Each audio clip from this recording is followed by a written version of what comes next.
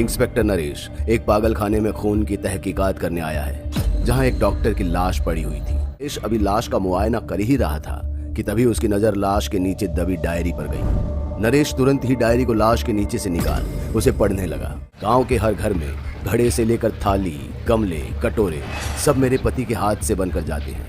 मेरे पति गांव वालों की नज़र में बेहद मेहनती और शरीफ इंसान हैं, लेकिन उनका असली सच तो मैं जानती हूँ।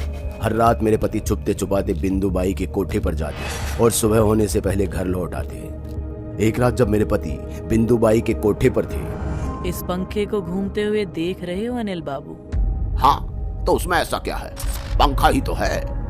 बात पंखे में नहीं, उसके घूमने में है। देखो ये कैसे गोल गोल घूम रहा है। गोल आकार में कुछ तो खास है, जहाँ शुरू होता है वहीं आके खत्म हो जाता है।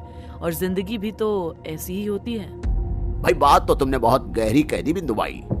बात कहने में क्या है, कोई भी कह सकता है। फायदा तो तब है अगर तुम इसके बारे में गहराई से सोचो। बिंदुबाई की ये बात मानो अनिल के दिमाग में ऐसे घर कर गई कि उसके बाद वो पूरा बदल गया। अनिल की जिंदगी का तो मानो मकसद बन गया हर गोल चीज को ध्यान से देखना। इस गोल आकार ने उन्हें इतना मसरूफ रखा कि उन्होंने बिंदुबाई के कोठे तक पर जाना छोड़ दिया। और काम में भी वो वही काम लेते जिसमें उन्हें गोल आकार की चीजें बनाने को मिलती। पर धीरे धीरे उनका ये जुनून पागलपन की हर सीमा पार कर देगा, ऐसा मैंने कभी नहीं सोचा था। अगले 2 महीनों तक अनिल हर गोल और घुमावदार आकार की चीजें घर ले आते। उनके इस पागलपन को देखकर मुझे भी डर लगने लगा था। मैं हर गोल चीज को देखकर अब घबरा जाती थी। मुझे ऐसा लगता था जैसे घर में पड़ी हर गोल चीज अनिल की आवाज में मुझसे पूछती है ना ये बहुत खूबसूरत, बोलो। इससे पहले कि मैं और अनिल अपना मानसिक संतुलन खो देते, मैंने अनिल के जाते ही घर में रखी सारी गोल चीजें कबाड़ी को बेच दी। पर मेरी इस हरकत से अनिल को इतना गुस्सा आएगा ये मैंने कभी सपने में भी नहीं सोचा था। उन्होंने घर आते ही मेरा गला दबाते हुए कहा, पागल औरत, तुझे अंदाजा भी है तूने क्या किया? मेरे लिए कितना कीमती था ये। अजी बंद कीजिए ये सब। आपका शौक ही पागलपन में बदलता जा रहा है और आपके इस पागलपन के चक्कर में हमें 2 वक्त की रोटी भी नसीब नहीं होती। इससे अच्छा तो आप उस बिंदुबाई के कोठे पर थे। न जाने कौन सा भूत सवार हो गया है आपके ऊपर उस रात के बाद से। अच्छा, तो अब तुम्हारी मर्जी से पूछ कर करेंगे, हैं? अब तुम देखती जाओ।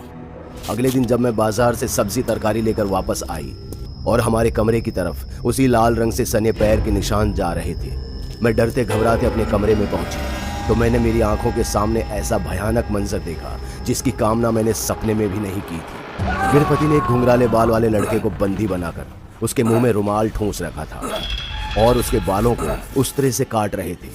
फिर कटे हुए बालों को ऐसे देखते जैसे उन्हें कोई खजाना मिल गया हो। ये देख मेरी चीख निकल गई थी। अजी क्या कर रहे हैं आप? तुमने मुझे गोल आकार के सामान को इकट्ठा करने से मना किया था ना, मगर ये कोई सामान नहीं है। और देखो इसके बालों को एकदम गोल है और ये तो कुछ भी नहीं है। आओ तुम्हें कुछ और अनोखा मजेदार नजारा दिखाता हूँ। इतना कहकर अनिल ने मेरा हाथ पकड़ा और मुझे दरवाजे से खींचते हुए अपने पास एक कुर्सी पर लाकर बिठा दिया। फिर तुरंत ही मेरे हाथ बांधने लगे। उसके बाद जो हुआ वो किसी इंसान का नहीं पर एक शैतान का काम था। अनिल ने उस लड़के के चेहरे के 2 हिस्से कर दिए और चाकू से काटते हुए उसके कान की अंदरूनी परत उखाड़ निकाली और मुझे दिखाते हुए बोले, ये देख रही हो, इंसान के कान का पर्दा है। ये भी अंदर से गोल और घुमावदार होता है। लो छुकर देखो इसे, देखो देखो।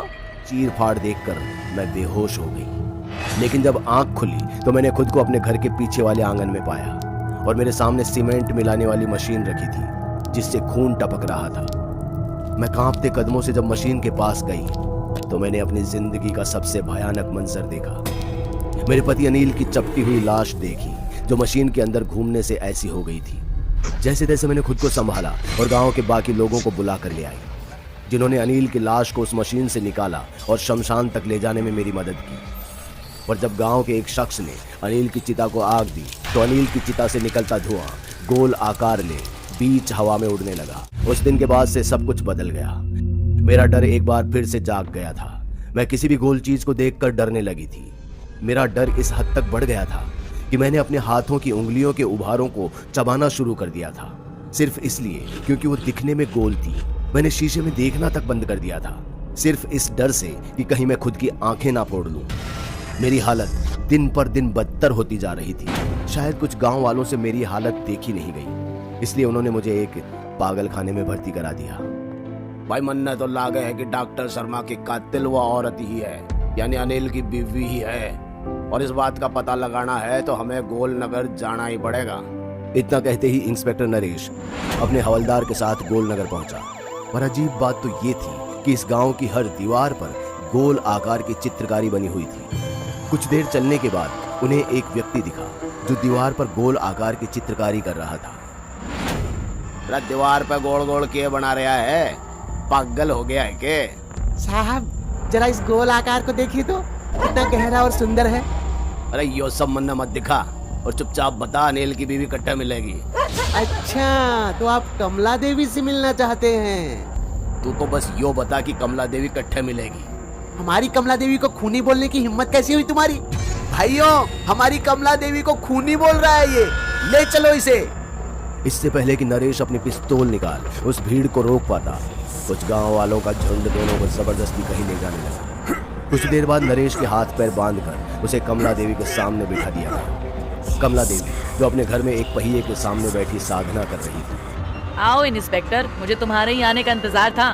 अरे यो सब के पागलपन लगा रखा है, तो मने यह सच सच बता कि डॉक्टर शर्मा का खून तन नहीं करया है ना? या नहीं, करना पड़ा था, मजबूरी जो थी। मैं उससे कहती रही कि मुझे हर गोल आकार की चीज देखकर मेरे अनिल की आवाज सुनाई देती है, मगर वो मुआ सुनता ही कहाँ है। फिर एक रात मेरे सपने में अनिल आया और मुझे समझाया कि दुनिया की सच्चाई गोल है और गोल बाबा यह सच हमारे गांव वालों को समझाना चाहते थे, पर अफसोस लोगों ने उन्हें पागल घोषित कर दिया। यो गोल बाबा कौन है और तू उन्हें कहाँ जाने है? बिंदु बाई, अनिल, गोल बाबा सब एक ही तो सच अक्सर बताते आए हैं, और अब मेरी ये जिम्मेदारी है कि ये सच गोल नगर के हर एक रहने वाले को पता चल जाए। इंस्पेक्टर अब तुम सच जान गए हो तो हमेशा हमेशा के लिए हमारे मेहमान बनकर यहीं रहो ना। अरे बंद कर अपनी बकवास और यो बता कि डॉक्टर शर्मा का खून तूने कहाँ करया है? उसमें क्या था, जब उसका चपड़ासी मुझे कमरे में लेके गया था तो उसने मुझसे पूछा इंसानों की आंतें गोल होती है क्या? तो मक्कार कुछ बोला ही नहीं। फिर तूने क्या करया? करना क्या था, टेबल पर पड़े उसी के उस तरह से उसका गला काट दिया और फिर उसी की आंतें निकाल गोल माला बनाकर टांग दी। तुम जैसे ना समझ की जान लेंगे, इतना भी जरूरी नहीं समझते तुम्हें हम। तुम्हारे लिए तो कुछ और अनोखी सजा है, लेकिन फिर भी एक आखिरी मौका देती हूँ। बोल, गोल बाबा अमर रहे। अरे मैं किसी फर्जी बाबा बाबा को कानून के ऊपर को न रखूं। इंस्पेक्टर तुमने मौके की लाज नहीं रखी। खैर अब भुगतो। कमला अपने माथे पर आ रहे बालों को पीछे हटाती है और अपने माथे पर चाकू से बने एक बड़े से गोल निशान को दिखाती है। नरेश की नजर जैसे ही उस गोल निशान पर पड़ी, वो दर्द से चीखने लगा, मानो जैसे उसे नरक दिखाई दे रहा है। पर छटपटाते हुए भी नरेश खुद को नहीं बचा पाया और देखते ही देखते उस गोल निशान में से एक तेज रोशनी निकली जो इंस्पेक्टर नरेश को निगल गई। आज इस बात को 4 साल हो चुके हैं, पर आज भी गोलनगर जाने पर पाबंदी है, क्योंकि जो एक बार गोलनगर गया वो वहीं का होकर रह गया।